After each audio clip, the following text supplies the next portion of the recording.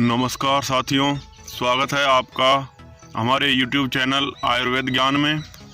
मैं मनीष गोस्वामी आज आपको फिर से लेकर आया हूँ एक और नए एपिसोड में, एक नई वनौषधि के साथ, जिसे भूमि आंवला के नाम से जाना जाता है।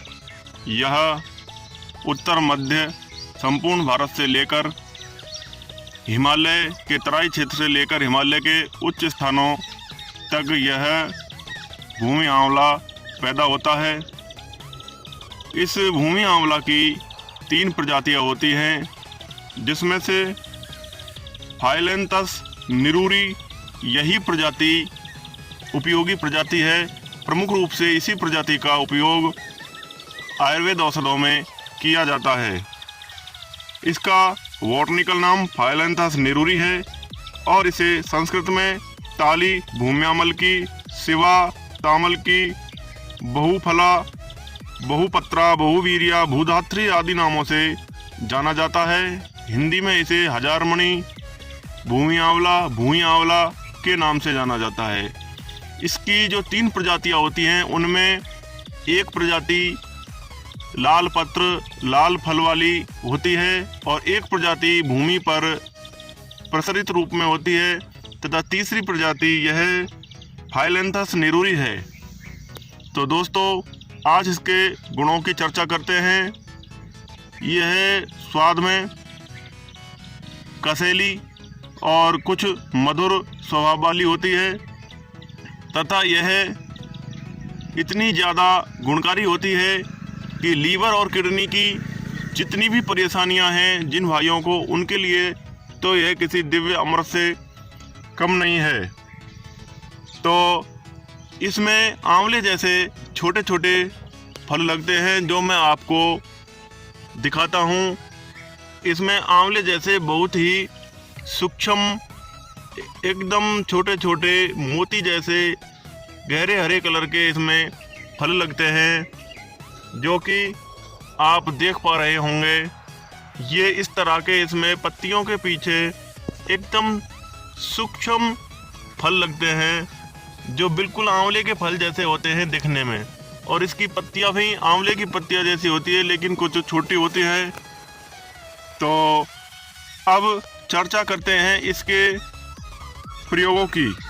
जिन्हें लीवर की सूजन है, जिन्हें लीवर बढ़ा हुआ है, उसके लिए इसका 3 ग्राम पंचांग का काढ़ा बनाकर अगर आप नित्य इसको पीते हैं तो इससे लीवर सिरोसिस, बढ़ा हुआ लीवर एकदम सही हो जाता है। कुछ ही दिनों के प्रयोग से यह लीवर की समस्त बीमारियों को जड़ से ख़त्म कर देती है।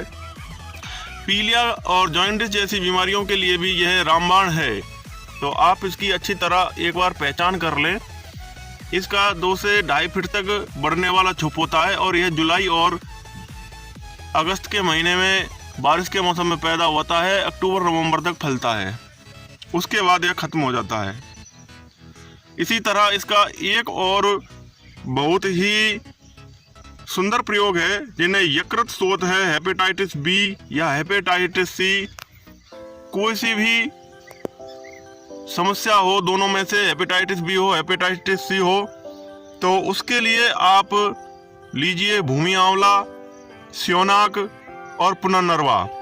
भूमि आंवला 2 ग्राम, स्योनाक 2 ग्राम, पुनर्नरवा 2 ग्राम, और लगभग लीजिए 200 ग्राम पानी और उसमें डाल दीजिए। उसका बनाइए आप काढ़ा, और जब बने 1/4 तो उसे गुनगुना छान कर पीजिए। इससे आप देखोगे कि हेपेटाइटिस बी हो, हेपेटाइटिस सी हो, यकृत की कैसी भी समस्या हो, उसके लिए यह बहुत ही रामबाण प्रयोग है, जो मैं आपको बता रहा हूँ। तो आशा करता हूँ कि आप इनका प्रयोगों का निश्चित ही लाभ उठाएंगे। इसी तरह जिनका मुंह पका हुआ है, मुंह में विशेष रूप से छाले हो गए हैं और वो सही नहीं हो रहे हैं, तो ऐसी स्थिति में आप इसका प्रयोग कर सकते हैं भूमि आंवला का।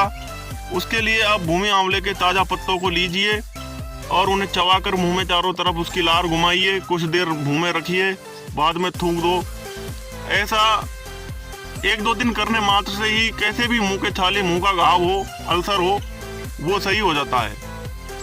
ऐसा हमने देखा है जिन्हें जलोदर एसाइटिस है, जिसमें विकृत पानी जो है वह भरकर और पेट फूल जाता है।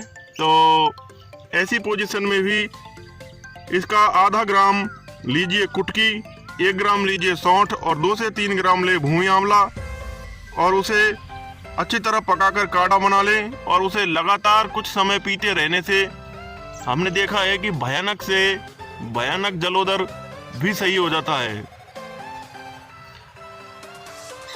जलोदर के लिए यह कितना अमृत के समान गुणकारी है, यह आप स्वयं प्रयोग कीजिए और खुद इसका अनुभव लीजिए। इसी तरह जिन्हें अल्सरेटिव कोलाइटिस है, तो जिन्हें अल्सर है, आंतों में घाव है, या जिन्हें पथरी है, जिन्हें पथरी की समस्या है, तो वो भी इसका खुलकर प्रयोग कर सकते हैं।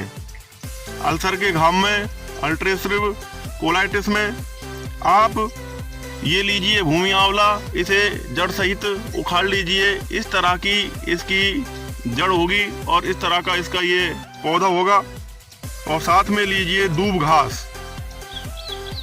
तो दूब घास और या भूमि आंवला को मिक्सी में पीसिए या किसी सिलबट्टे पर पीसकर इसका निकालिए आधा कप रस, और रोज आधा कप रस पीजिए। तो आप देखोगे कि यह आंतों का कैसा भी घाव हो, पेट में कैसा भी घाव हो, लीवर में सूजन हो, यह उस सब को करेगा ठीक। तो यह कुछ चुनिंदा प्रयोग मेरे द्वारा आपको बताए गए हैं। आशा करता हूं कि आप इनका प्रयोग करेंगे और लाभान्वित होंगे, तथा इन प्रयोगों को आप छुपाएं नहीं, बता दें अवश्य, जिससे सभी इनका प्रयोग कर सकें और लाभ उठा सकें।